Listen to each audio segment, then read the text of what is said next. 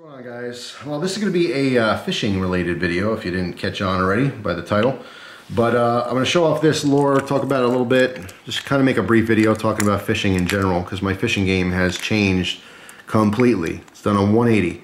But anyway, this is a 7-inch hand painted lure from Ishwish Lures on Instagram. This thing is absolutely beautiful. It's, as you can see, it's a jointed, hard swim bait. There's some rattles in there as well. It's making some noise in the water. But yeah, I mean, this thing's a beast. This is the size of the fish that I used to catch. Now I'm throwing lures the size of the fish I used to catch, hoping to catch much, much larger fish, obviously. But anyway, let me show you, let me grab my phone real quick, show you his Instagram page. Just opened this up today, totally blown away by it, and I'll tell you why I got this. But I just want to show you this page here real quick. Here we go. So this is Ishwish Lures, ISHWISH_LURES on Instagram. All right, you can see tons of examples. This hand-painted lures, and also different people use this stuff. They'll send in, their catches, which is cool. Show the bass, show what lure was caught on. But yeah, I stumbled across his Instagram page by accident. I was just looking at different fishing stuff. And it opened my eyes up to a whole different world of lures. Most fishermen, I can say with confidence, most fishermen, casual fishermen anyway, you're used to going down to Walmart outdoor section. What do they got? What's new? All right, here's a $9 Rapala. I don't have that coloration, or I don't have this pattern. All right, I'll try it out, right? That's my whole life anyway. I could speak to myself. Maybe I shouldn't say most because I don't really know, but I would guess a lot of people out there, most of your lures, most of your fishing equipment comes from Walmart or places like Field and Stream or Cabela's or something similar. So once I found this guy and I started looking into bigger swim baits, and I started watching videos like from Tactical Bassin, and they're talking about like 8 and 10-inch Huddlestons. I didn't know what a Huddleston was. So I started learning about all this different stuff, and I'm like, whoa, totally different side of fishing I've never seen, never knew about. Now I would think it was crazy. This time last year, if someone went fishing with me and they brought this thing, I'd be like, what are you gonna do with that? I was kind of clueless to the fact that you can use some pretty big lures if you're looking to catch some big fish. What's really cool about huge lures is it keeps the small fish from biting. And right now, I don't want to catch small fish. It's still fun to catch fish, period. But if I want to go out and catch bluegill all day, I go out with a can of corn, throw it on a hook and a bobber, and I catch 100 of them. But that's not my goal. My goal is to catch some bigger bass. And my first big lure that I tried out was from Field and Stream. They had a grand opening somewhat in my area.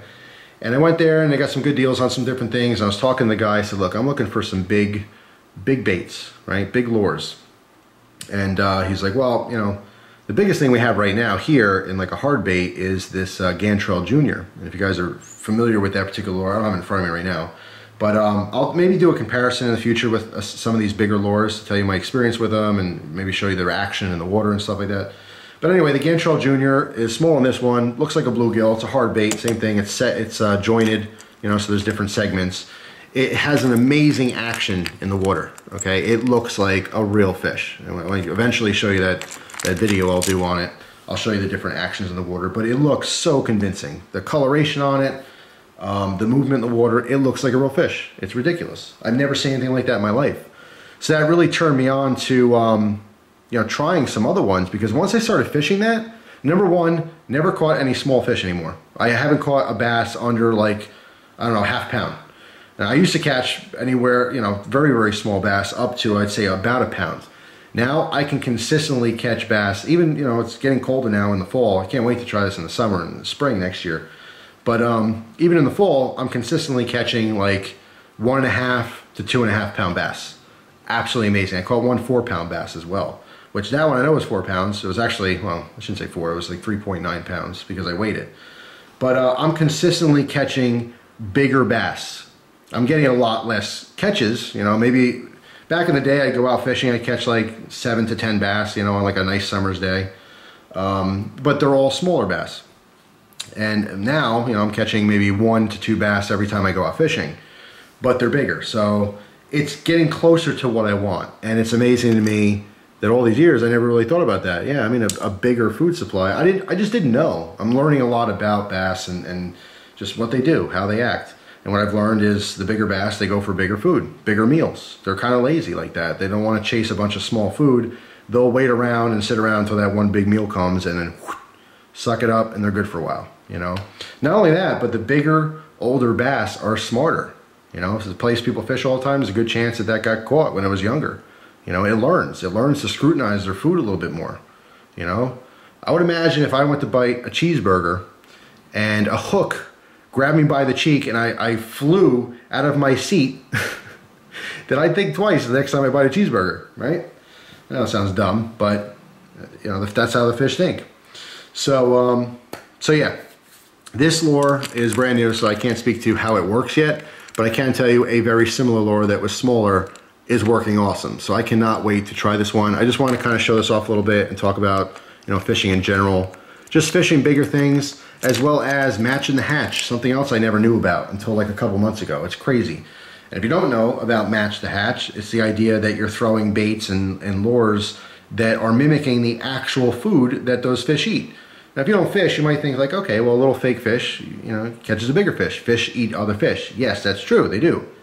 But different locations in the country, even within my own state, different bodies of water have different food supplies sometimes. There's similarities, like a lot of the places I fish now have bluegill, but not all of them have perch, let's just say. You saw my video not too long ago where I caught the first perch in my entire life because I've never fished waters that had perch.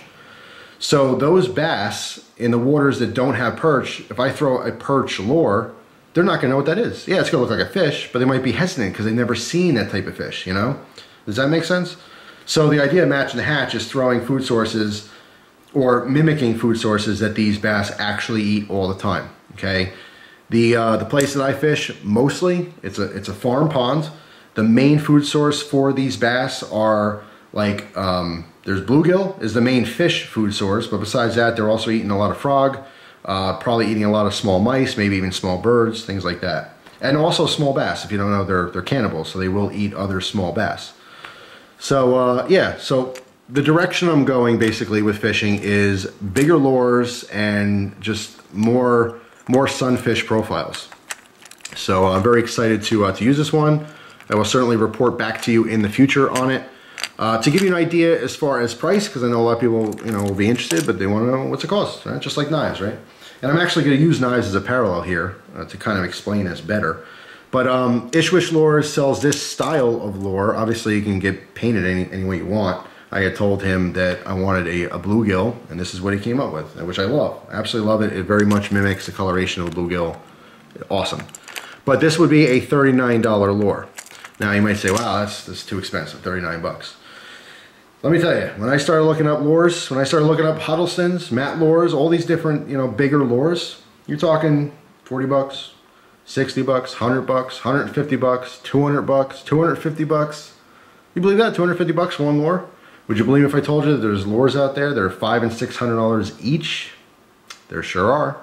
You're not fishing with them. I'm not fishing with them. I didn't even know they existed, but they do. And there's lots of people buying them. In fact, a lot of these, you know, $100+ lures, they sell out like that. They can't, these people can't make them fast enough. There's people on waiting lists for these lures. So it's a whole new world to me, and the parallel with knives is like, yeah, when I first got into knives when I was a little kid, 9, 10 years old, and I was in Boy Scouts, and I started buying knives and collecting them and stuff, $5, $10, $15 knives. An expensive knife to me was like 50 bucks. I'd have to wait 2 or 3 months to save up money to get that $50 knife. You know, I remember the first time I got a Boker Top Lock 2. It was like 60 bucks. That was the most expensive knife in the world to me at the time because I didn't know. I just didn't know. I was ignorant to what was out there. Just like lures, it's all new to me. $39 for a custom hand-painted lure of this size and this quality, it's nothing. In fact, I would imagine in the future his prices will probably go up. He is opening a website right now. I'm only going to link you to his Instagram page because that's the only way to contact him at the moment. If you're interested in this particular type of lure, or if you want to check out his Instagram page and see the other stuff that he offers, definitely worth it. To me, it's totally worth it, and I'm glad I got it when I could, because like I said, in the future, who knows? Maybe he changes his mind, doesn't want to do it anymore. You know, there's a couple people out there, other lures I'm looking for that I'm very interested in. But again, 150 bucks, 200 bucks a piece. I'm not in a position right now to go try those. But yeah, I'm really excited to try it. I just want to kind of turn the camera on, not only talk about him and give him a shout out because he did an amazing job on this one for me, but also just to kind of open your guys' eyes up to this different realm of fishing. It's a serious top tier fishing thing. You know what I'm saying? Going to Walmart, spending 20 bucks on a handful of lures, that's one thing. That's having fun on a weekend. But if you're like seriously into fishing, if you're spending a lot of man hours fishing and you're trying to get those big bass, you know, or whatever you're fishing for, and you're just not getting it, maybe this is something to look into. This is the direction I'm going. And getting something like this doesn't guarantee you from catching crap. You could throw this all day long and catch nothing. It's still up to you to be a good fisherman and use proper technique and all that kind of stuff. Go out the right times, fish the right spots. And that's totally up to you. But it does increase your chances of catching something bigger. And for me, also, just as important right now to me is not catching anything small. I just don't want to catch small bass and, you know, have the possibility of damaging those bass or injuring those bass so they can't grow up and be big bass. As well as I don't want to catch any bluegill right now. I just don't. They put up a fight. Sometimes when I land a bluegill, a good, like, you know, half pounder, a 3/4 pound bluegill, because I've come across some big ones, I think I have a big bass. And when it's fighting like crazy and it never jumps, I realize it's a bluegill. But at first, the initial punch, man, they take it and they run. It's a great fish to fish for. It's not a sport fish by any means, but they put up a heck of a fight, you know. So in other words, I've been tricked. I thought before I've had a decent sized bass, you know, and turns out I'm pulling a bluegill out of the water, you know, a little one too. But anyway, long story short, I'm very happy with Ishwish lures so far. This is the initial impressions. I will fish this thing and see how it works, see what kind of action I can get. And obviously, if I catch a big one, you'll see it. Every time I go fishing now, I try to have the GoPro with me. It's hard keeping the batteries going, so I'm fishing a lot lately. So anyway, I just wanted to kind of bring this to everyone's attention out there. If you are fishing, let me know down in the comments. Do you fish big swim baits and stuff? Am I late to the party? Because I know I am. I know this is definitely a thing. It has been a thing for a very long time. It's just something I never knew about. And the whole thing, it's just like any old hobby. It's very exciting to me. Everything's new. You remember when you first got into knives or first got into Zippos or balisong flipping or whatever. Whatever your thing is, whatever you watch my videos for. When you first got into it, it's like, wow, everything you hear is brand new to you. It's so exciting, right? So I'm just diving deep into this and I just want to learn and try as many things as I possibly can. So maybe you guys can school me on some stuff. Let me know your experiences. But so far, I've had really good luck with the bigger swim baits, you know, so we'll see where it goes. But I'm very excited to use this, you know, next spring and next summer is where this thing's really going to shine. Now in the fall, I'm kind of doing a lot of jig fishing. But and also some top water. I'm having a lot of success with whopper ploppers, some bigger ones like the 130. But anyway, let me know your thoughts down in the comment section. Love to hear you know, your experiences with this kind of stuff. You know, so there you go. Just sharing some more life experiences with you guys. So thanks for watching. Look forward to the comments, and I'll see you guys soon. Take care.